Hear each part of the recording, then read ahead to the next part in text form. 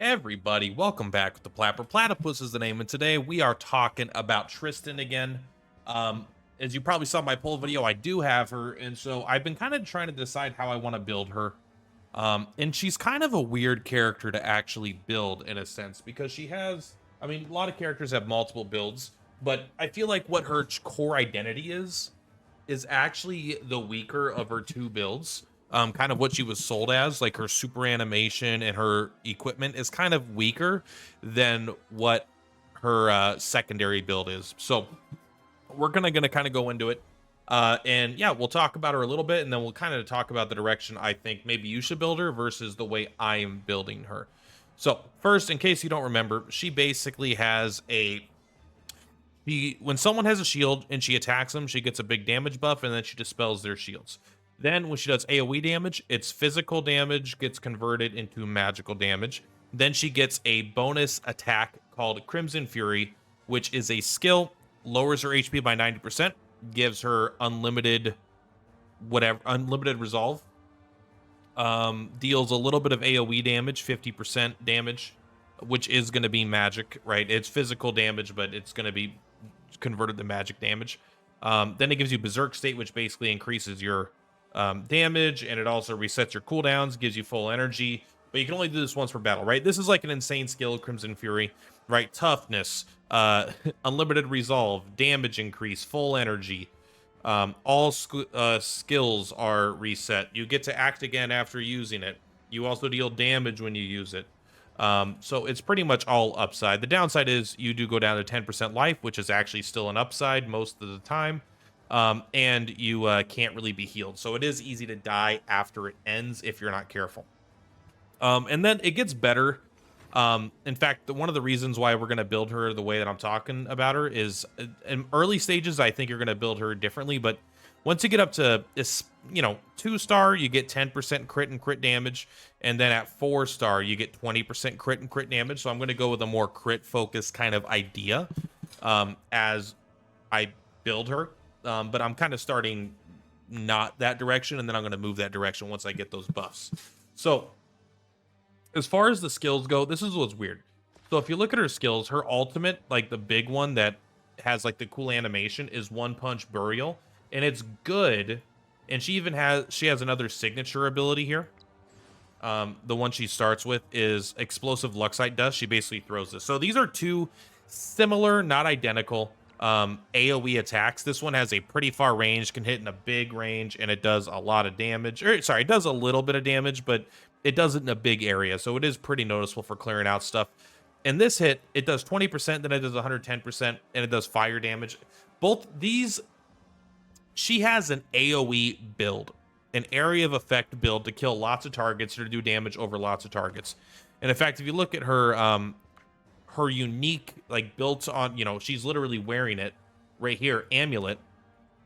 It increases her magical damage, but most importantly, it increases her magical AoE damage. And so this actually doesn't matter because she only does magical damage when she's doing AoE. So you're basically always getting this secondary effect when it's on this character. And this is, I think, worse than just her being a single target unit. So what do I mean by that? So like her two AoE attacks are both reasonable. If this was, you could use it every turn, I think she would be better. But this is a 2-turn cooldown, and it's doing 130% damage. That's whatever. And her only other AoE attack, I mean, she gets this one. This is 50%. So like, I'm not even considering that.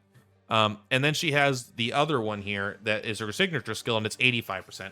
So this is just not insanely good damage. From a straight up damage conversion, damage formula standpoint, it's not very good. It's fine, and it's actually how I am going to use her. But I have August. August is really good at single target damage. He has some AoE. I think he's like the inverse. He has some AoE in his kit, but he's better at single target. And she has single target, she has AoE in her kit. She's better at single target. So I think it's the same, but I think she's supposed to be the good AoE one. So why do I say that? So let's actually take a look at her skills. So her AoE attacks aren't good. How come I think she's better single target? This is a big one. Not why she's better single target, but This is when healthy, adds 15% of your magic attack to your physical attack. When injured, add 25% of your magic attack to your physical attack. And when you're berserking, the effect is doubled. This just gives you a stat increase. I was under the impression that when I first read this, that it was going to be like this would only affect her AoE attacks. Like it would affect her magic damage. It doesn't at all. So this will affect her single target damage a lot. And then she gets the Guzman special, the Furious Pursuit, 180% damage, and you sacrifice your HP, which is a benefit on this character most of the time, because you could be using something like the Brutal Axe to ignore defense. So it's this is a lot of damage. You can do it every turn, and it just hits hard, especially when you get your stats up really high. But also, the Fervent Lunge here, this is an instant speed ability, gives you damage too, and then it goes to the Headbutt. But the Headbutt is a single target physical attack. So again, it's an attack that's not going to be doing magic damage, but it is instant. You're going to be weaving this in a lot because they expect you to be using it. So this is going to be doing 70% damage every other turn. This is going to be doing 180% damage every turn, and none of this is her AoE stuff. So I think these are her two best moves, arguably, and they're both single target, which I think is kind of a weird choice. You can go with the controlled demolition. It's like piercing damage. It does inflict vulnerable, but piercing damage has gotten so bad, and it's a 3-turn cooldown with 2 energy.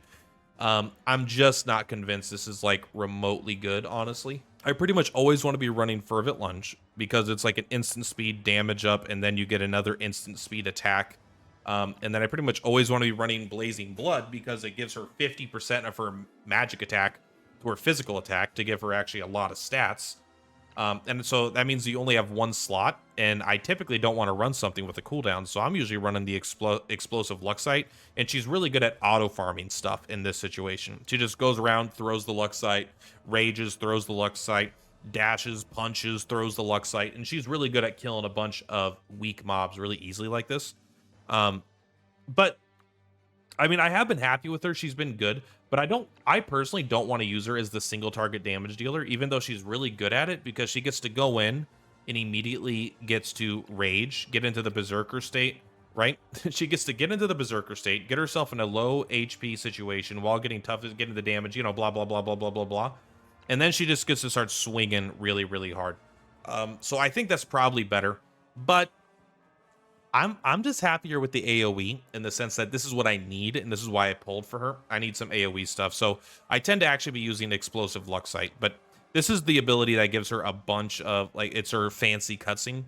I just think it could be a little bit better. I think it needs one more thing, like maybe if you're in the Berserk state, it doesn't have a cooldown, or I don't know, it applies defense down and act again. So I think it needs like something to give it a little more juice. I'm not super impressed with this ability personally. But I am. Furious Pursuit, I've honestly thought Guzman is good for a long time just because he has this ability. But his stats are just kind of low. So what am I using for weapons? I think all 3 of these slots have pretty reasonable options, and it's going to depend on how you want to build her. Sorry, I lost internet, so my thought process got thrown off there. I believe what I was saying is Gale Sword is definitely one direction you can go with her. Because she has this instant attack built into her kit with the Fervent Headbutt. It's not every turn though, so it may not be the best thing on her, but I do like it. It is absolutely a reasonable direction. As you get her higher stars, I feel like, and you get into more the going all in really fast and with high crit damage, I think that this becomes really good. However, I think the most simple and easy one to use is just a Brutal Axe. Increases your HP. That's kind of whatever. It's not bad. It gets you higher on the rankings. Woo. But if you're attacking an enemy with a higher HP percentage, you get to ignore 20% of their defense. I think this is a pretty safe go-to weapon because, again, when she uses her ultimate here, or her Crimson Fury, she goes down to 10% she loses 90% life. So you're always going to be ignoring 20% of their defense. So this is a very good thing I think you do early on. And then I think that you might want to switch to Gale Sword later if you're not using it on someone else. Like I'm not using it on anyone else right now. Overall, I love Gale Sword. It's one of my favorite items. Especially because you don't need to have armband to make it work, but it does work with armband. It doesn't seem like this stacks though. it's kind of hard to test it, but I was told that this doesn't stack. Another option, obviously, is just like the tuning hammer, get more damage. That's fine as well. But I think you're going to get more damage out of these, the Gale Sword, because that's also going to go up to 10% and just be better. Now, the Origin Hourglass, I think this is a little, like, not optimal. However, this is one of the few characters in the game that really does benefit from the physical and magical attack. You could use it on August as well. However, August really needs that armband in order to trigger his rage, to get his rage going.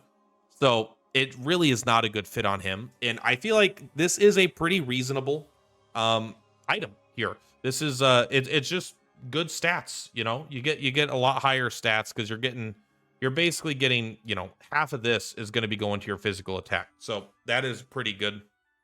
The other kind of obvious one here, she has her own personal ultimate one. I just think at 1 star, it's not doing it for me, and I don't want to pull for it. Not really good. You could use the Flying Blade Arm Guard, especially if you're using the Gale Blade. That way you have the Gale Blade up every turn. I'm not in love with this one myself on her. It doesn't feel particularly necessary. If just to trigger a Gale Blade, because she already has like an instant attack built into it and it doesn't stack. So the one I am actually liking using the Hourglass, but honestly, it probably would be better to use something like her own personal one. And I also actually like the Maverick's Cloak. If there's no allies within 3 tiles, you get attack and defense 12%, which is just a lot. This is at level, this is 5-star for me right now. And it increases your crit by 20%. So this is going to be, again, when she has a 40% crit here, a 20% crit here, and then potentially another 15% crit here. And on top of Coco, who can give like another 20% crit, right? Now you're just going to be critting all the time and getting a lot of damage. So I do think also, as you get later, you might want to switch to Maverick Cloak, because this will give you 12% attack and defense instead of 8% attack, because the attack, it counts attack and magic attack. Defense counts defense and magic defense. So Maverick's Cloak, I think, will be better, but I don't think it starts better because you're not critting that much in the early game. Now, for the Taros, I had them organize it before I lost the internet. Bomb. These are the 4 that I think I would be the most likely to run. Let me just double check really quick. I like the Sun and I like Judgment too, but I don't think Judgment is like actually particularly good in this case. So you could easily just go, if you're building her AoE, you could go Magician. It's just a simple, powerful, does its job. I think this is probably, like, this is just better than her unique whatever armor, right? Just 16% damage flat, boom. And then each additional enemy hit, you get 8% more. So you hit 1 target, it's 16%. At 2 targets, it's 24%, right? So you only have to hit 2 targets for this to get maximum, unless it goes, for each additional enemy hit, the damage is increased by 8% up to 24%. Yeah. So once you hit 1 more target, the second target, it literally goes up to max, which is good because it's very easy to hit 2 targets in one thing. And that's a lot of bonus damage in general. The Devil, I think, is usually the best tarot in the game. It just depends on the stage. If you're going to do a stage where you're going to have summons or a bunch of easy to kill things or things self-destruct or something, just getting a flat 30% attack and defense very quickly and early into the stage is very good. And if it's a stage that's, what I love about the Devil is that if it's a stage that has a lot of things that are going to die, maybe you're running a gust or something, you could actually very easily not want this, because this doesn't make it stronger, it just makes it ramp faster. But if you could ramp it up faster, because this makes it take 5 deaths, and then normally it's 10 deaths, so you could actually get an additional % attack. So I think the Devil is the best tarot in the game for the stages that it's good on, but for stages like boss stages where you're not dying, they're not dying, it's terrible, right? I think Verdict of Justice is going to be like the late game thing, just getting a passive 15% more crit and then 15% more crit damage. That's stacking with the 15% crit damage of the Gale Sword. That's stacking with the 20% damage that you're getting here. So you're doing a bunch, you know, you're critting a lot and you're doing a lot of crit damage. And again, this one actually doesn't increase crit damage. That's my bad. That's crit % chance. Oh, it didn't keep my ones. Boom, boom, boom. boom, and boom. Actually, we talked about that one, talked about that one, we talked about that one. So Emperor and the Sun. These are two other ones that I think are both reasonable. I think Emperor is a good low star level for her. If you have a low star and her goal is like to be the single target damage dealer, I think that this is very good because you can hit a target and do basically 25% bonus damage and try to just one-shot them. If something is at basically full health, you could run in, you know, do your dodge, do your headbutt, and then you still have they're still going to be healthy, right? Because you didn't do that much damage. You're going to have triggered your Gale Sword, or even then, your Brutal Axe is still going to be active. You use your ultimate, you go down to 10% life, you get 50% of your magic attack to your physical attack, you get this damage, that damage, the other damage, and then you just punch them with Furious Pursuit, right? I think it is pretty reasonable to just try to kill stuff straight out. It is kind of annoying because Furious Pursuit does have that initial hit that's pretty strong, and so that'll knock him out of the healthy state, so you're not going to get the increased damage on the second one. However, I still think it's pretty reasonable on the high health enemies that you're trying to one-shot in the low star versions, but you'd probably switch into something as she gets to a higher star level. And then I just like the Sun in general, because if you're going up against medium strength enemies, if you can get them down to the 30%, suddenly you're ignoring 40% defense here. And then if you're using, you know, because what is this? The Sun is, why does it have to reset that every time? When they're injured, you ignore 20% defense, and when they're injured, you ignore 40% defense. And then if you combine that with the Brutal Axe here, then you're ignoring 60% defense. That means a War Horn is 80% defense, right? Or you use Edda and some AoE, and then you have 100% like ignoring their armor, basically. So those are basically the different things I could recommend are good on her. I don't like giving like an objective, like this is the best thing numerically, because I think it's going to kind of depend on your team and how you want to build her. If you're going to build her AoE damage, it's just going to be different items probably that are going to be single target damage.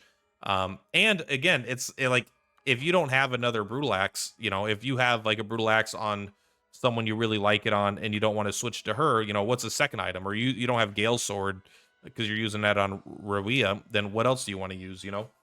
So that kind of stuff. Just kind of explain why I'm giving multiple items for each. So this is the current route I'm running.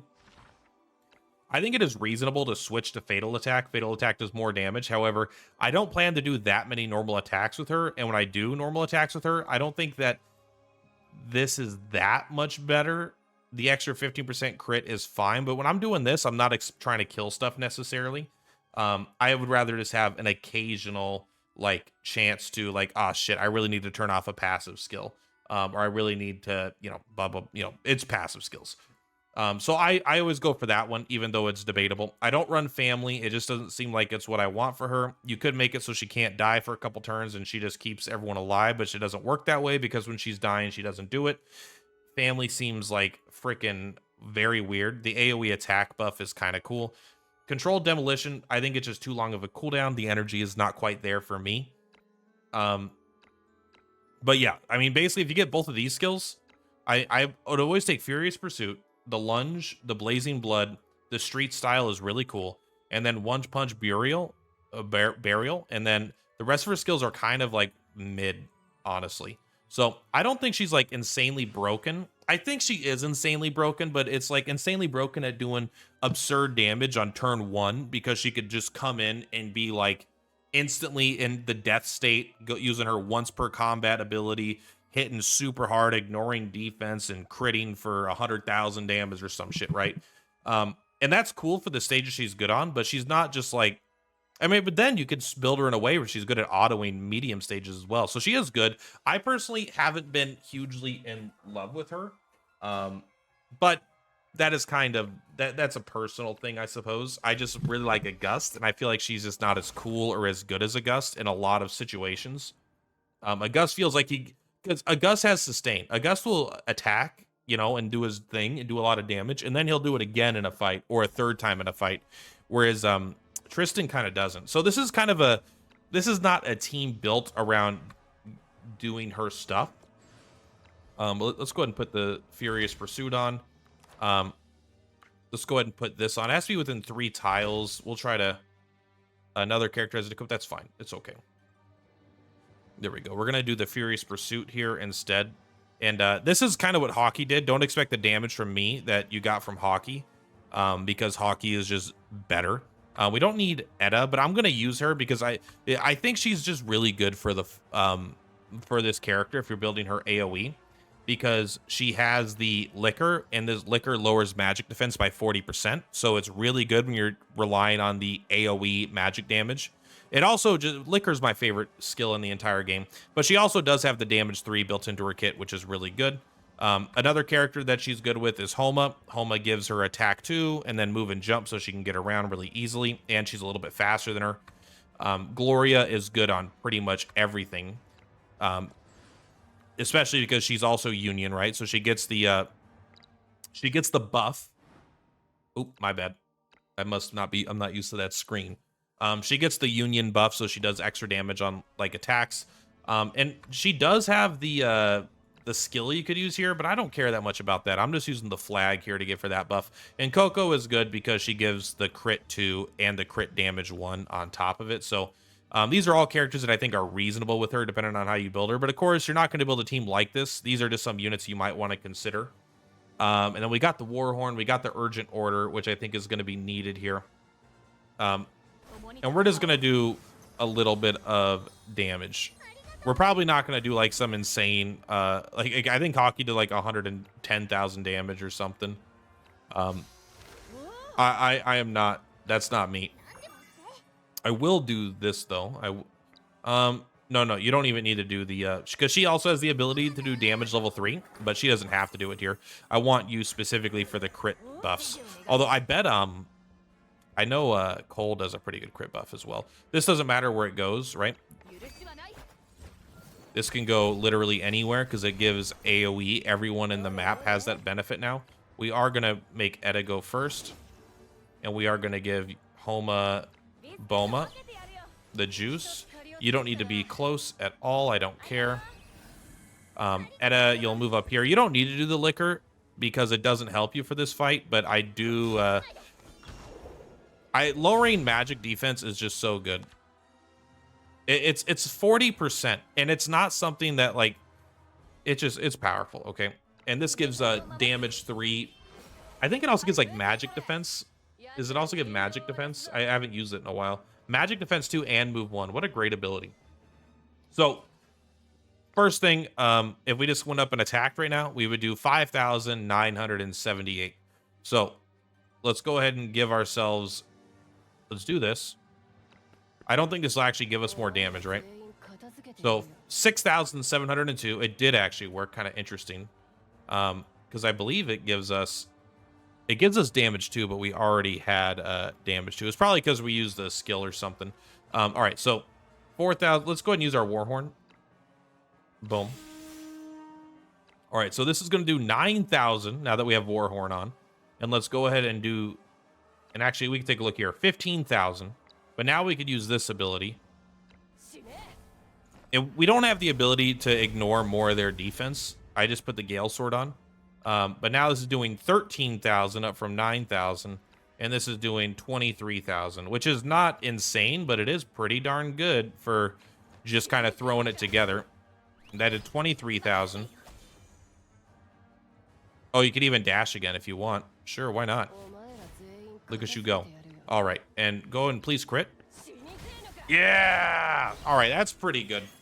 That wasn't like broken or anything, but I think that's what makes her better than a Gust in certain situations, and probably a lot of situations, where she could just go from 0 to hero. You know, a Gust you have to get up to 4 stars before he goes 0 to hero, because he starts at 2 rage, so you have to like really kind of slow roll him, where Tristan 1 star goes, blows stuff up, does great damage. And I'm sure we can get a lot more damage out of her if I min-max it a bit more, but that's kind of my thoughts and kind of how I would recommend building her depending on what you have.